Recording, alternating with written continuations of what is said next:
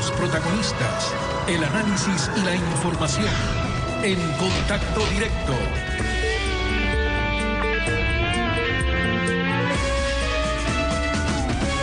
Hola Lenin, buen día, ¿cómo te va? Muy bien, Estefi, amigos televidentes, un buen día para todos. La semana próxima, Movimiento País analizará la agenda legislativa de la nueva Asamblea Nacional, así como la designación de las autoridades, miembros del CAL e integrantes de las distintas comisiones. Esto último, según Paola Pavón, será resuelto por el Buró Político del Movimiento, por Lenin Moreno como presidente electo y Rafael Correa como presidente nacional de esa organización política. Moreno durante la campaña se promocionó como un candidato de cambio. ¿Va a cambiar también la Asamblea Nacional? ¿Tendrá una mayor apertura al diálogo con los representantes de ese 48% del país que no coincide con el oficialismo? Esa es nuestra primera consulta para la doctora María José Carrión, asambleísta de Movimiento País, titular de la Comisión de Fiscalización. Doctora Carrión, buenos días. Buenos días, Lenin. Un saludo a los ciudadanos y ciudadanas que el día de hoy nos miran a través de Coavisa. También un agradecimiento profundo por la votación mayoritaria que hace pocos días se acabó de verificar a través de la apertura de escrutinios, y esto nos ha permitido consolidar ya definitivamente esto que sería una victoria nuevamente de Alianza País. Sin duda, lo que usted plantea es algo que debe discutirse en los próximos días dentro de la bancada y de las diferentes bancadas que se constituirán para la nueva Asamblea Nacional, cómo van a ser los mecanismos de diálogo que amerita en este momento el Ecuador, que requiere en este momento el Ecuador, para lograr sustentar, solventar, ayudar a la construcción de normas que vayan en beneficio de los ecuatorianos, de las ecuatorianas, y para eso será la conformación tanto de la administración del legislativo, de la presidencia y vicepresidencias, así como también de las comisiones legislativas. Yo creo que se vienen momentos muy interesantes para el Ecuador, la conformación de las nuevas comisiones legislativas, la discusión en el caso de Alianza País de lo que es una propuesta que ya debe implementarse en la Asamblea Nacional, lo que tiene que ver con el plan Toda una Vida. Y en el ámbito legislativo, leyes tan importantes como el Código de la Salud, y en el ámbito de la fiscalización profundizar todos los mecanismos de lucha contra la corrupción. Pero la actitud, la conducta en la Asamblea, ¿será la misma que se ha mantenido durante estos últimos tiempos? ¿O efectivamente va a haber una apertura, una mayor integración de los criterios, de los postulados que pudieran provenir desde sectores opositores? Bueno, Lenin, también hay que decir que es necesario tomar en cuenta, y más aún cuando hemos tenido una segunda vuelta electoral, esa voluntad popular que apoyó también al otro sector que no representa las tesis de Alianza País. Debemos considerar cuáles fueron los argumentos que el candidato y los asambleístas, que bueno, no sabemos si van a asumir o no la Asamblea Nacional, ya que su representante máximo, Guillermo Lasso, ha dicho que él desconoce los resultados del Consejo Nacional Electoral. No sabemos si también los asambleístas desconocerán los resultados, ya que en la primera vuelta tuvieron la participación, de hecho, de una bancada importante del sector de Suma, creo. En ese sentido, esperaremos a ver si es que asumen las credenciales, si asumen los resultados de la primera vuelta. Me imagino que eso también deberán asumir los resultados de la segunda vuelta.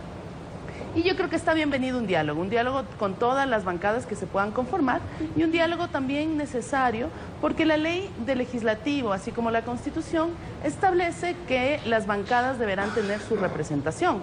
En esta nueva asamblea tenemos dos nuevas bancadas, la bancada creo, Suma, y la bancada también de Social Cristianos, y eso implica, por supuesto, también nuestra bancada, que tiene una mayoría importante, también tendrá la representación necesaria en la Asamblea Nacional. Eso va a generar necesariamente los diálogos que debemos impulsar para sacar las leyes adelante, leyes que deben contemplar la construcción de esas 325,000 casas que se han ofrecido en el proyecto de la Revolución Ciudadana y que deberán tener un sustento también legal necesario para lograr llegar a esa magnitud de la construcción. El segundo momento también es las 40 instituciones universitarias técnicas que van en beneficio de nuestros jóvenes, para que ningún joven se quede sin educación superior. También lo que tiene que ver con el acceso al crédito, para que todos los sectores, las familias puedan tener el emprendimiento popular. De ese crédito que se habló de $15,000 al 2%, deberá tener una normativa. Y finalmente, todo lo que tiene que ver con el aseguramiento de las personas de la tercera edad. Cosas fundamentales, cosas que van en beneficio del país, en beneficio de los ciudadanos, no solo de los que votaron y apoyaron las tesis de Alianza País, sino de todos los ecuatorianos, y eso sin duda generará empleo, mano de obra, y en ese sentido la dinamización de la economía. Grandes desafíos para todos los asambleístas. Dicen que las cosas se parecen a sus dueños y en otro ámbito los integrantes de las organizaciones suelen terminar pareciéndose a sus líderes. Sin Rafael Correa en el escenario político, ¿se extenderá al legislativo esta mano extendida, este gobierno de diálogo al que ha hecho referencia Lenín Moreno? Sin duda, yo creo que hay un liderazgo, y nuestro liderazgo de nuestro presidente Rafael Correa es un liderazgo que seguirá siendo parte fundamental de nuestro proyecto político, de nuestras tesis políticas. Es un líder no solo del Ecuador, es un líder del mundo. Y ahora Lenín Moreno tiene un gran desafío, un desafío de cumplir aquellos proyectos políticos que se han planteado y sobre todo las ofertas de campaña que tienen que ser construidas conjuntamente con el vicepresidente Jorge Glass y que deberán ser, digamos, ese cúmulo también de propuestas que vengan del sector de la oposición y que permite, sin duda, el diálogo. Es decir, en la Asamblea Nacional siempre hay diálogo, Lenín. Usted sabe que la Asamblea Nacional no solo que es la primera función del Estado, sino que también, además, es el espacio donde se representa la pluralidad del pensamiento del Ecuador en el ámbito político, en el ámbito también de las representaciones sociales que han llegado a ser parte del legislativo, y eso nos implica necesariamente y de manera permanente, tanto en las comisiones, así como también en la Asamblea Nacional, en el Pleno, un diálogo permanente.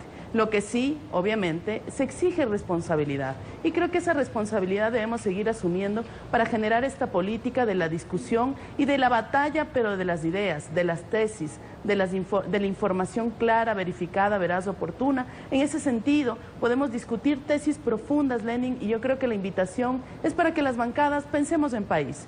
Tenemos grandes desafíos, apenas hemos cumplido un año de ese fatídico terremoto y tenemos grandes desafíos para sacar a Manabí, a Esmeraldas y a otras provincias afectadas adelante. Doctora. Así es que tenemos esos desafíos y el país exige diálogo, exige coordinación y coherencia política. Si la próxima semana se reúnen para definir agenda, autoridades, integrantes de comisiones, ¿qué espacios quedan para la oposición? ¿Solo los que ustedes consideren que ellos deban ocupar?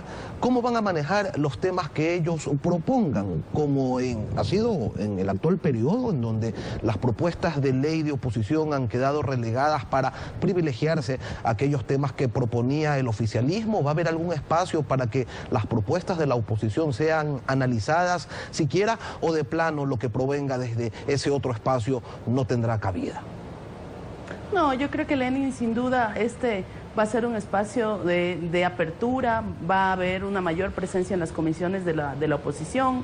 Eso significa que ellos podrán tener mayor articulación, ya tienen una bancada, lo cual también es importante. En la anterior legislatura no tenían bancada, muchos asambleístas no participaron activamente del sector de la oposición, muchos asambleístas hacían más presencia mediática que en el propio legislativo. Yo creo que la responsabilidad que tenemos todos los legisladores electos es legislar en beneficio del pueblo ecuatoriano. Y en ese sentido, los grandes desafíos de la patria nos van a poner a prueba a todos. Y en ese sentido también debe participar la oposición con tesis viables, porque también ha habido tesis que son realmente inviables, que no han tenido un sentido de patria y que las defensas acérrimas, por ejemplo, en la última discusión sobre la implementación de la pregunta de la consulta, que también el pueblo ecuatoriano apoyó mayoritariamente a que ningún funcionario sea también posesionario de alguna cuenta o alguna compañía en países considerados paraísos fiscales.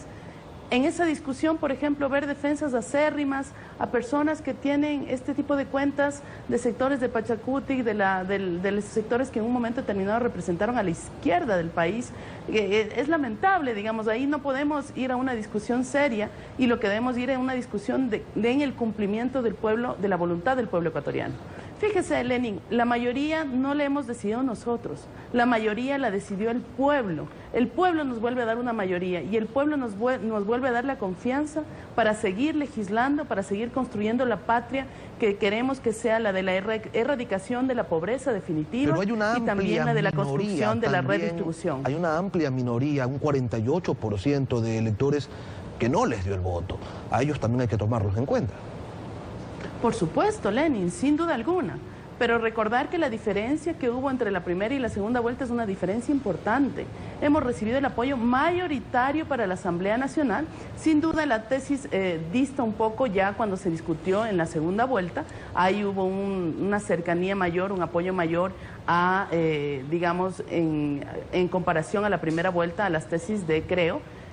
Sin embargo, seguimos teniendo una mayoría, se ha comprobado a través del reconteo, ya eso es una historia que se ha cerrado, pero tienen que participar activamente. A mí me parece que la invitación es que los actores de oposición ya dejen ese show mediático, ese elemento de tratar de distraer en lo que es fundamental ahora. En la conformación de la Asamblea Nacional en responsabilidad y la conformación de las comisiones y tratar los principales temas que tiene en este caso la Asamblea Nacional para beneficio del país. Y uno de los principales temas será el económico. Sin duda deberá ocupar un lugar relevante, tomando en cuenta que más allá de los discursos que refieren a una recuperación económica en la práctica, por ejemplo, en el empleo, en el crecimiento del subempleo, del empleo informal, esto no se evidencia. ¿Qué es lo que ustedes tienen en carpeta? ¿Qué es lo que van a plantear? Bueno, Lenin, usted sabe que al asumir un nuevo gobierno ya se está desde hace algunos meses trabajando en un proceso de investigación desde el nuevo gobierno sobre la situación económica del país y en este sentido también las propuestas que se han ido planteando dentro del proceso de campaña electoral son propuestas absolutamente coherentes con la política que se ha dejado. Una política de un Estado fortalecido, de un Estado que, a diferencia de lo que se tenía en otras épocas, de un Estado casi desarticulado, desarmado, tenemos ya unos sistemas de salud, de educación, de vialidad absolutamente consolidados. Por supuesto que ahora tenemos que trabajar en los temas tan importantes, tan necesarios, de tanta necesidad que tiene en este caso la ciudadanía y que se ha demostrado a través de varias encuestas, que es el tema del empleo. Es por eso que la propuesta que nosotros tenemos de la generación de 325,000 soluciones habitacionales significa que esta construcción de estas casas significan que hacia futuro eso va a generar dinamización de la economía. Sabemos que la construcción es el principal mecanismo de dinamización de la economía, pero además donde más se diversifica este manejo y este movimiento económico, porque desde el trabajador de la construcción hasta el de la mina, de los elementos de construcción, de los diferentes, la utilización de diferentes maquinarias, todo eso lo que se genera alrededor de la construcción dinamiza la economía. En ese sentido hay unas propuestas concretas que van hacia lo que tiene que ver el ciudadano, la ciudadana, el ecuatoriano, la ecuatoriana, la solución de estos problemas de trabajo y empleo a través de la dinamización directa de la economía, de la construcción de vivienda. Por otro lado, ya son las decisiones que tomará el presidente Lenín Moreno en el momento en que ya asuma el cargo y sobre todo en la construcción del presupuesto general del Estado que deberá ser presentado a la Asamblea. María José Carrión, asambleísta reelecta por Alianza País. Muchísimas gracias, Lenín. Un saludo y un abrazo a la ciudadanía.